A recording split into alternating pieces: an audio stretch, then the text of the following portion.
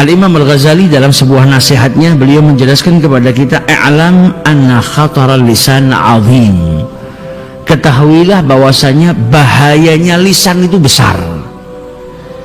Lisan itu bisa mendatangkan bahaya yang sangat besar. Wala najata min khatarihi illa bisamti. Dan tidak ada keberhasilan ketika engkau ingin menghindar daripada bahayanya lisan tadi, tidak ada keselamatan bagimu dari bahayanya lisan kecuali dengan apa? Diam.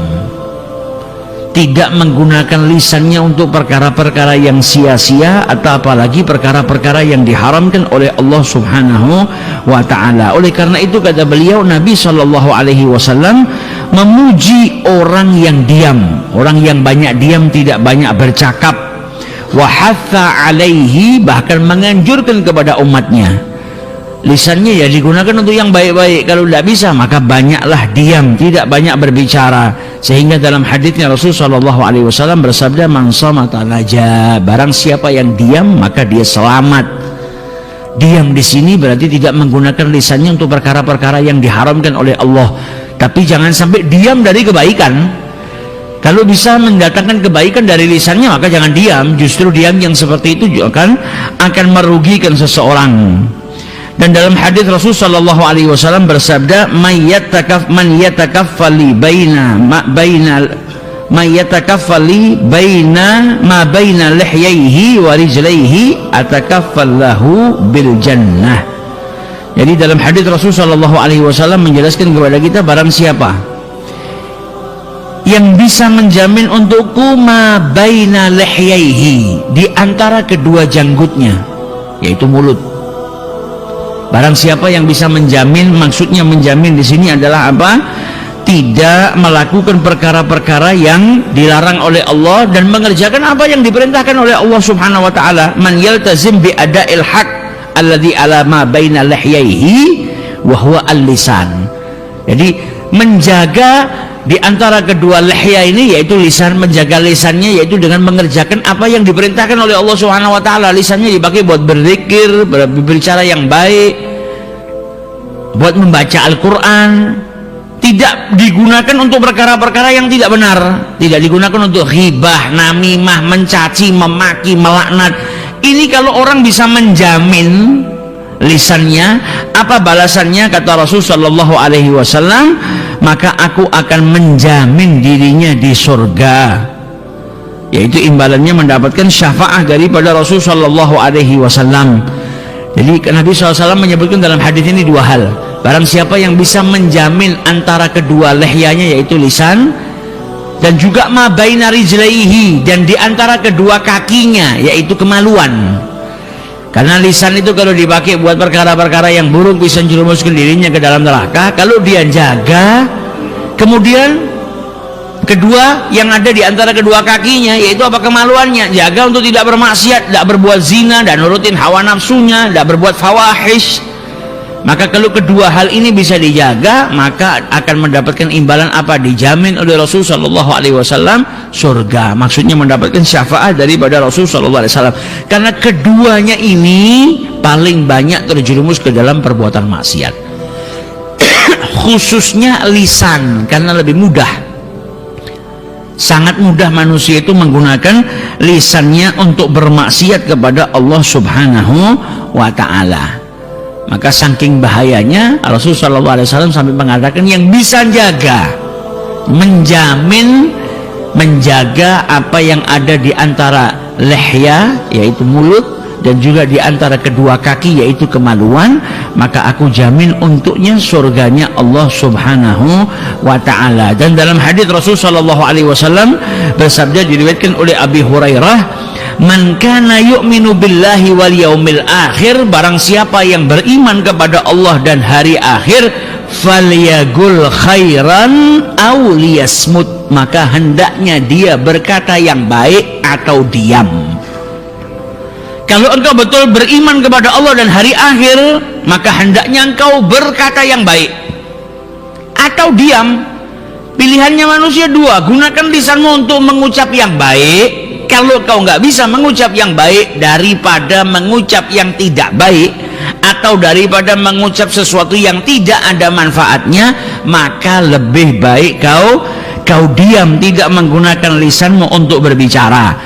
Hadis ini Nabi SAW menjelaskan kepada kita maknanya apa? Falyaf'al af'alal mu'minina al-kamilin. Kita itu diajak untuk mengamalkan amalnya orang-orang yang beriman yang sempurna. Kau ingin menjadi mukmin yang baik, mukmin yang sempurna, maka salah satu daripada amalan orang yang beriman yang sempurna keimanannya apa? Falyagul khairan, mengucap yang baik atau diam, atau tidak menggunakan lisanmu untuk berbicara yang tidak ada kemanfaatannya, yang tidak ada kebaikan di dalamnya. Bahkan di sini para ulama menjelaskan falyaskut, maka hendaknya kau diam, amma la khaira fi, dengan ucapan-ucapan yang tidak ada baiknya di dalamnya. Lebih baik kau gunakan diam, kau gunakan lisanmu untuk diam, daripada kau gunakan dengan pembicaraan yang tidak ada kebaikan di dalamnya. Apalagi perkara yang haram kan tidak ada kebaikan di dalamnya. Jadi termasuk bagiannya daripada engkau diam adalah tidak menggunakan lisanmu untuk perkara-perkara yang diharamkan oleh Allah, dan juga tidak menggunakan lisanmu untuk perkara-perkara yang tidak ada kebaikan di dalam ucapan tadi.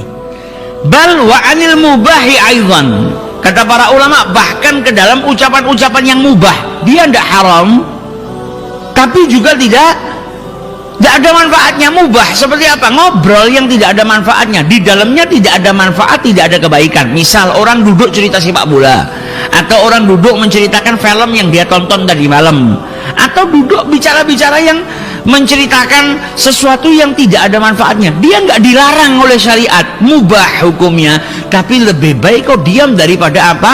Karena di dalam mubah tadi walaupun boleh, ada apa? Ada buang-buang waktu. Kadang kita dapetin orang cerita, setiap ketemu ceritanya sama, dan yang diceritakan tidak ada manfaatnya. Lain halnya kalau engkau duduk, engkau bicara tentang apa? Kehidupannya orang-orang yang soleh. Ceritanya orang yang soleh, ada manfaatnya. Misalnya menceritakan, oh dulu fulan orang yang soleh, yang saya dapati dengan mata kepala saya sendiri. Misalnya jangan pernah kepanggil kali tiang soleh, orang Solo.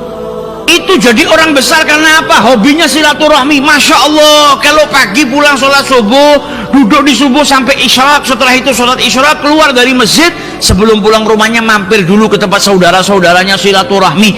Gara-gara amal yang sepele itu usianya diberkahi sama Allah Ta'ala, rezekinya dilimpahkan. Nah, ini menceritakan keadaan orang soleh, di dalamnya ada akhlak, ada pelajaran penting, bagus.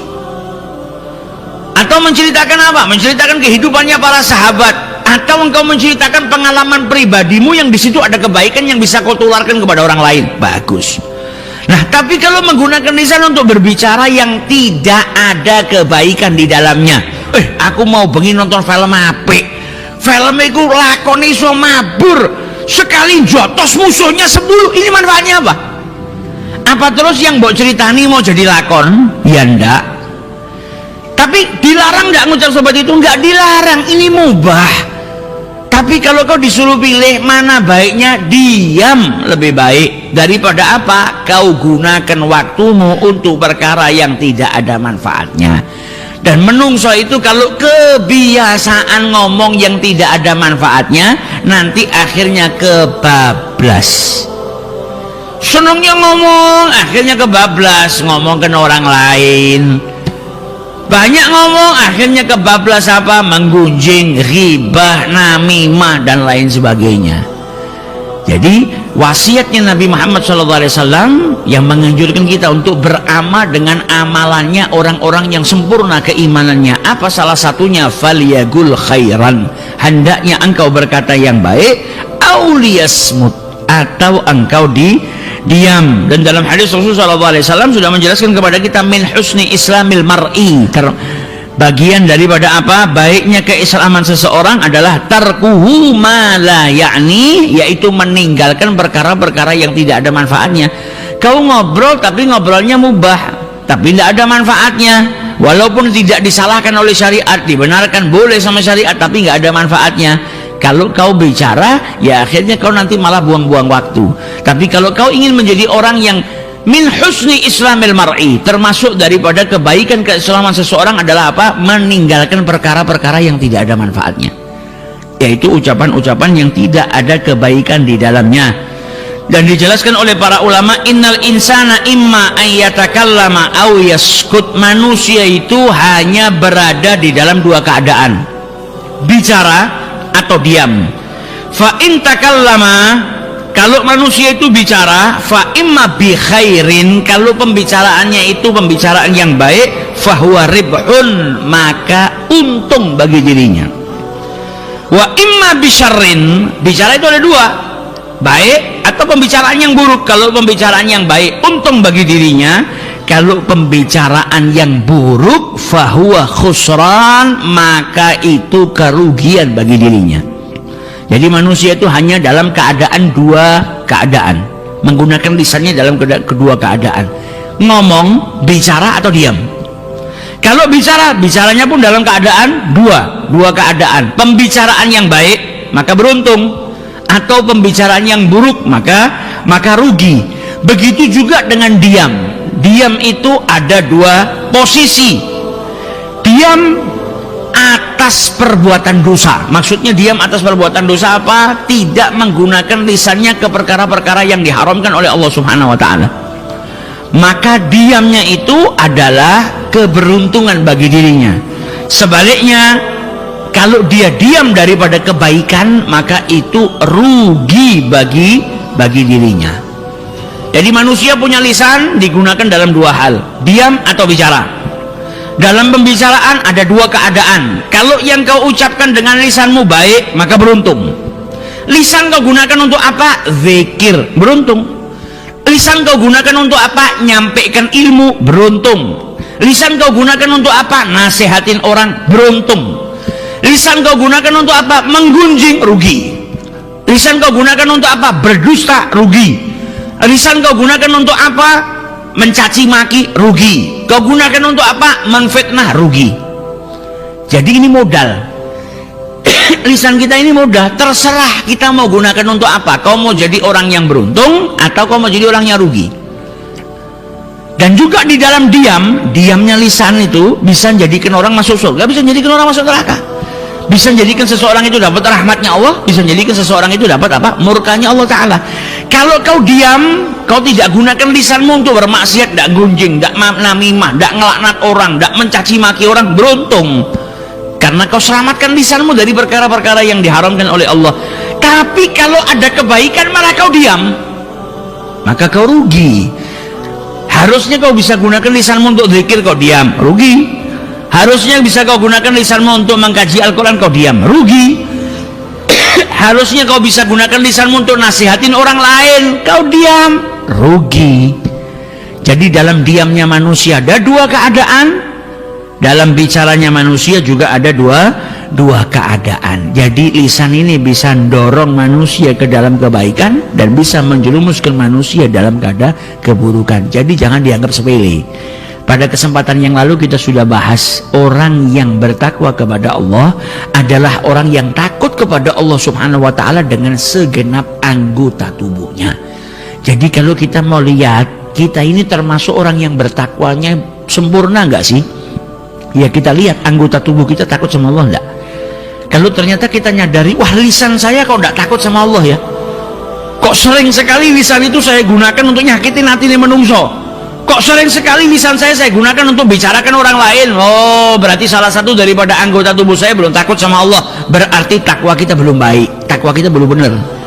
Karena kalau kita takwa kita benar, kita takut sama Allah Subhanahu wa Ta'ala, takutnya dengan apa? Bijami'i jawarihi, segenap anggota tubuhnya takut. Lisannya takut untuk menggunjing, lisannya takut untuk melanggar perkara-perkara yang diharamkan oleh Allah Subhanahu wa Ta'ala. Maka hati-hati dengan lisan. Ini yang keluar bisa membahayakan, yang masuk juga bisa membahayakan. Kalau yang keluar dari lisan perkara-perkara yang dimurkai sama Allah, engkau dalam bahaya. Kalau yang masuk makanan, adalah perkara yang diharamkan oleh Allah Ta'ala juga, kau dalam bahaya. Jadi kelihatannya simpel, kecil, tapi juga bisa mendatangkan bahaya, petaka yang besar. Tapi kalau dijaga, ya kau bisa beruntung. Ini bisa mendatangkan banyak kebaikan, yang kebaikan kelak bisa mendatangkan rahmatnya Allah, dan engkau dimasukkan ke dalam surganya Allah Subhanahu wa Ta'ala. Dalam hadis Rasulullah SAW diriwayatkan oleh Ibn Abi Dunya, Nabi SAW bersabda, ala unabbi'ukum bi amraini khafifaini lam yalqallah bimithlihima. Nabi Muhammad mengasih tahu, mau enggak kalian aku kasih tahu apa? Amrain khafifain, dua perkara yang ringan, tapi kalau engkau menghadap kepada Allah ini perkara besar yang luar biasa, padahal kau ngerjakannya ringan tapi di mata Allah besar. Apa yang dijelaskan oleh Rasulullah yang ringan tadi tapi di hadapan Allah besar? As-samtu wa husnul khuluq, diam dan berbudi pekerti yang luhur. Diam, tidak bisa berkata baik, tidak bisa melakukan yang baik dari lisan, maka diam. Ketika engkau diam, selamat, dan diammu tadi akan menyelamatkan dirimu, dan budi pekerti yang luhur, akhlak yang mencontoh akhlaknya Nabi Muhammad SAW. Dua hal ini dua hal yang ringan tapi besar di sisi Allah Subhanahu wa Ta'ala. Nasihatnya Luqman al-Hakim kepada putranya, laukana al-kalamu min fiddatin, wahai putraku, andai saja diumpamakan ucapan itu bagaikan perak, karena as-sukutu min zahabil, maka diam itu seperti emas. Ibnu Mubarak menjelaskan maksud daripada ucapan atau nasihatnya Luqman al-Hakim, andai saja ucapan bicara itu bagaikan perak, maka diam itu bagaikan emas, adalah laukana al-kalam fi ta'atillah. Andai saja ucapan, pembicaraan di dalam ketaatan kepada Allah itu diibaratkan seperti perak, maka diam, tidak menggunakan lisan untuk perkara-perkara yang haram, tidak menggunakan lisan untuk bermaksiat, itu seperti emas. Nasihatin orang, ngaji Quran, zikir, kalau diibaratkan seperti perak, maka kau bisa menjaga lisanmu untuk tidak mengucap yang haram, atau tidak menggunakan lisanmu yang mendatangkan kemurkaannya Allah Ta'ala, maka itu ibarat emas. Karena biasanya nahan diri daripada perkara-perkara yang dilarang sama Allah itu lebih susah daripada berbuat taat. Berbuat taat, suruh dikiran masih lebih mudah, alhamdulillah, alhamdulillah, pikir. Tapi begitu suruh jaga lisan, ojo ngelaknat, ojo nyaci, ojo maki, malah kangelan. Seperti orang puasa lah. Puasa itu tidak boleh makan, tidak boleh minum, tidak boleh berhubungan sama istri, dari mulai terbitnya fajar sampai terbenamnya matahari. Angel, tapi orang bisa melakukan. Angel, gak makan, ngeleh. Pak keluar pagi dulu orang mangan soto, Allahumma inni shaim, Allahumma inni shaim. Bisa jaga. Tapi begitu dalam puasa kita juga suruh jaga lisan, jangan mencaci, jangan menggunjing, ojo ngamuk, angel. Padahal kalau mau ditimbang lebih apot sing ora mangan iki lho. Kan ngeleh dari pagi sampai ini, tapi ternyata ya bisa. Tapi begitu jaga lisannya, jangan mencaci, jangan memaki, jangan ngerasani, angel. Akhirnya apa? Amalnya tidak datangin kebaikan. Karena apa? Dicampur dengan perkara-perkara yang diharamkan oleh Allah Subhanahu wa Ta'ala. Rubbas saim la yahsul min siyamihi ilal ju' wal atash. Ada orang yang puasa tapi nggak dapat apapun daripada puasanya kecuali apa? Hanyalah lapar dan dahaga. Pahalanya hilang kabeh. Karena apa? Lisannya tadi yang lapar sama dahaga digunakan untuk menggunjing, mencaci, memaki dan lain sebagainya. Nah, jadi ketika seseorang dia kalau bicara yang baik dalam ketaatan itu diibaratkan seperti perak, apa kata Sayyidina Luqman al-Hakim, maka diam, tidak menggunakan lisanmu untuk perkara-perkara maksiat, maka itu ibarat seperti emas. Dan dikatakan oleh Dhunnun al-Masri rahimahullah, ahsanun nas li nafsihi amlakuhum lisanah. Manusia yang paling baik bagi dirinya sendiri adalah yang bisa menguasai lisannya. Jadi manusia yang bisa menguasai lisannya itu manusia yang hebat. Tapi manusia yang nggak bisa menguasai lisannya, nah ini manusia yang nggak hebat. Justru manusia yang kuat itu manusia yang bisa mengendalikan lisannya. Makanya dikatakan manusia yang bisa mengendalikan hawa nafsunya itu lebih hebat daripada manusia yang bisa mengendalikan rakyatnya. Ada orang satu tapi bisa mengendalikan rakyat, pemimpin, itu kan hebat, tapi masih kalah dengan apa? Manusia yang bisa mengendalikan nafsunya. Kadang manusia itu ngurusi awake dhewe nggak bisa, lah gimana mau ngurusi yang lain? Tapi kalau awake dhewe sudah bisa dikendalikan, dia bisa ngurusi yang lain. Belajar untuk apa? Mengendalikan hawa nafsu. Jangan sampai kita diperbudak sama hawa nafsu, tapi jadikan nafsu kita nurut sama kita, bukan kita yang nurut sama nafsu. Nah caranya gimana? Ya pelan-pelan. Belajar bersihkan hati, dimasukin ilmu, nanti bisa mengendalikan hawa nafsunya. Nah manusia yang paling baik bagi dirinya sendiri, kata Durnun Al-Misri, adalah yang bisa menguasai lisannya.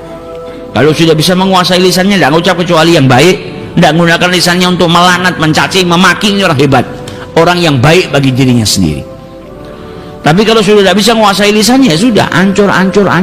Dia gunakan lisannya untuk namimah, ghibah, dan lain sebagainya. Dia gunakan untuk perkara-perkara yang dilarang oleh Allah Subhanahu wa ta'ala. Mereka para ulama itu tidak mau buang waktunya sia-sia, karena mereka tahu ini modal kok. Lisan itu modal, umur manusia itu modal. Makanya jadi dikatakan apa? Lebih baik kau diam, bukan hanya dari perkara yang haram, yang mubah sekalipun. Kalau kau bisa diam. Karena apa? Mubah itu berarti nggak ada kebaikan di dalamnya. Kalau ada kebaikan dalamnya berarti taat. Kau cerita kisahnya orang soleh, ada kebaikan di dalamnya, taat. Kau cerita para nabi, ada kebaikan di dalamnya, taat. Kau cerita dirimu sendiri, tapi ada kebaikan di dalamnya, ketaatan, motivasi orang. Tapi kalau yang mubah, tidak dilarang sama syariat, tapi manfaatnya nggak ada apa? Nonton film bareng, habis nonton filmnya dibahas. Gue mau dulu lah, pas lontat ini wape loh. Gue mau dulu ini lah, padahal sama-sama ngelihatnya. Atau ndak di satu tempat tapi dua-duanya ngelihat di rumah. Ini sering loh terjadi. Tadi malam udah lihat nggak film yang baru keluar, baru tayang, lihat dulu. Apa ya? Pas ketemu itu bicara. Ini padahal dua-duanya ngelihat tapi saling ceritakan. Nggak dilarang sama syariat, mubah. Asalkan di dalamnya tidak ada perbuatan maksiat. Ini ucapan-ucapan yang mubah, yang tidak dilarang sama syariat. Kau boleh mengucapkan, tapi lebih baik kau ganti dengan yang bermanfaat. Karena apa? Waktumu adalah modalmu. Yang terlewat itu nggak bisa kembali. 26 Januari 2021 Ba'dal Isya, kau ngobrol jagong nggak ada manfaatnya sampai jam 12 malam. Misal dari mulai jam 7, 8, 9, 10, 11, 12, 5 jam. Jangan kau anggap murah. Manusia itu nanti ketika dibangkitkan sama Allah Subhanahu wa ta'ala, yang diharapkan apa? Kembali ke dunia. Nggak usah 5 jam, semenit saja mau. Andai kata nanti bisa balik lagi nang dunia, itu orang yang sudah mati dibangkitkan sama Allah. Yang dimau sama mereka apa? Balik ke dunia karena tahu manfaatnya bangun waktu untuk ibadah sama Allah Ta'ala. Walaupun kembali hanya untuk istighfar 10 kali, mending aku balik istighfar 10 kali. Barangkali di salah satu istighfar Astaghfirullahaladzim 1, cuma 2 detik, ternyata diterima sama Allah, dosanya semua diampuni sama Allah Ta'ala. Jangan dikira waktu itu tidak manfaat. Waktu ini rasul mal. Waktu itu modalnya manusia. Nah kalau modal sering disia-siakan, nanti akhirnya jadi orang yang rugi. Misal, saya kasih permisalan. Jenengan punya anak, terus dikasih modal. Nyah, gue tak kei modal 10 juta. Apa? Buat usaha. Uang diterima sama anaknya jenengan, pulang beli handphone, beli tas, beli sepatu, habis. Gelo enggak jenengan? Gelo. Besok modali lagi lebih besar. Nyah, gue tak kayak 50 juta. 50 juta pakai yang bagus buat kerja, buat cari hasil yang baik. Terus jenengan ikutin pulang, malah beli TV, beli sepeda motor, beli lain sebagainya. Hilang lagi modalnya. Mubah, dia boleh beli seperti itu. Toh ya duit dikasih sama orang tuanya, tapi kan buat modal. Dikasih lagi gitu lagi, akhirnya apa? Orang tua kapok. Wah, kita modalin teh, tak modalin teh, tak modalin teh. Nah, manusia dikasih modal sama Allah Ta'ala umur. Lah kau dibuang, kau dibuang dengan sia-sia. Nah, ini khusran, yang ada malah kerugian. Nah, mereka orang-orang yang soleh tidak mau buang waktunya sia-sia. Yang ada apa? Waktunya dibangun. Untuk apa? Mendekatkan diri kepada Allah. Tidak mau menggunakan lisannya juga untuk sia-sia. Sampai diriwayatkan dulu ada satu orang soleh, misal di negaranya ya, tapi saya kasih permisalan yang gampang aja. Misalnya orang Solo, lama tidak ke Masjid Segaf, mungkin rumahnya di mana, Sukoharjo, atau rumahnya di Gading atau di Tempel, jarang lewat sini karena pekerjaannya ke arah sana, lewatnya sebelah sana terus. 3 bulan, 4 bulan, 5 bulan ini orang soleh ini jarang lewat sini. Sampai pada suatu saat dia jalan lewat, saking jarangnya lewat jalan Kapten Mulyadi ini, dulunya sering tapi terus jarang, ngelihat ada bangunan baru, ada rumahnya orang baru, ada ruku-rukunya baru. Ini orang soleh lewat, loh ini kok ada bangunan baru, kapan dibangunnya, kok cepet ya, luar biasa apiknya. Jadi ini orang soleh tadi lewat ke jalan yang sudah lama dia tidak jalan ini, kemudian ada lewat bangunan baru, dia ngucap seperti itu, ini rumah kapan dibangun, kok cepet padahal berapa bulan yang lalu saya nggak lewat sini. Habis ngucap seperti itu dia sadar, ya Allah, aku nih ngucap apa tuh kok tidak ada manfaatnya. Ngucap bangunan-bangunan, padahal tadi kalau beberapa detik tadi ucapan saya ganti subhanallah, alhamdulillah, wala ilaha illallah, Allah akbar, datangkan beribu-ribu manfaat buat saya. Kalau saya ganti dengan Allahumma sholli ala sayyidina Muhammadin wa ala alihi wa sahbihi wasallam, datangkan 10 rahmatnya Allah Ta'ala. Lah kok malah saya gunakan untuk tanya ki omahe sapa, kok apik men, kapan dibangun, apa manfaatnya buat saya? Tidak ada manfaatnya. Nah, untuk menghukum lisannya supaya nggak ngucap sesuatu yang tidak bermanfaat, apa kata dia? Wahai lisan, ben kapok awakmu, nggak gunakan sesuatu untuk yang tidak manfaat. Mulai hari ini saya hukum dirimu puasa setahun puasa, hanya karena tanya ini rumahnya siapa, biar orang kok cepet mendibangun, hanya karena ngucap sesuatu yang mubah tapi tidak ada manfaatnya. Dia hukum lisannya 1 tahun tidak apa makan, tidak puasa, supaya apa? Kapok. Kalau sudah seperti itu ya besok tidak ngucap yang tidak manfaat lagi. Nah, andai kata orang berbicara yang tidak manfaat itu dihukum poso, mungkin kita sampai mati poso, saking banyaknya ucapan tidak manfaat. Iya kan? Ini orang cuma bilang seperti itu toh. Nah, kita kalau tidak mau melatih diri kita untuk seperti itu, ya nanti akhirnya terjerumus terus ke dalam apa? Kerugian. Jadi sebetulnya ada baiknya. Kadang kita itu harus menghukum diri kita sendiri. Dina ini aku ngerasani aku harus sedekah 15.000. Akhirnya begitu terjerumus dalam riba, waduh 15.000. Ya ngelatih. Belum takut sama Allah, belum takut sama dosa, ya latihannya pertama seperti itu. Wangel, orang belum takut terus langsung suruh takut sama Allah Ta'ala, susah. Tapi dengan belajar lama-lama bisa takut sama Allah. Tapi paling tidak didik diri kita untuk apa? Ketika berbuat salah, hukum. Dina iki aku nek ngrasani wong, awakku kudu tak hukum. Apa orang mangan, ndak makan malam. Akhirnya apalah kapok aku. Wingi ora mangan, tangi turu asam lambungku kumat. Timbang asam lambung kumat mending aku tak jaga lisan. Akhirnya kapok. Tapi kalau ndak ada pengendalian, ndak ada upaya seperti itu, yang ada apa? Malah terjerumus terus ke dalam perkara-perkara yang tidak ada manfaatnya, atau malah terjerumus ke dalam perkara-perkara yang diharamkan oleh Allah Subhanahu wa Ta'ala. Dikatakan oleh para ulama, inna adna nafa'as samat, paling rendahnya manfaatnya orang yang diam apa? As-salamah, selamat. Orang yang diam itu manfaat paling rendah yang didapat apa? Selamat. Ndak ghibah, ndak namimah, ndak gunakan lisan-lisannya untuk perkara-perkara yang diharamkan oleh Allah Subhanahu wa Ta'ala. Wa adna dhararin nutq an-nadamah. Adapun orang yang bicara, orang yang banyak ngomong, itu paling rendahnya bahaya atau madharatnya apa? an-nadamah, minimal ada penyesalan.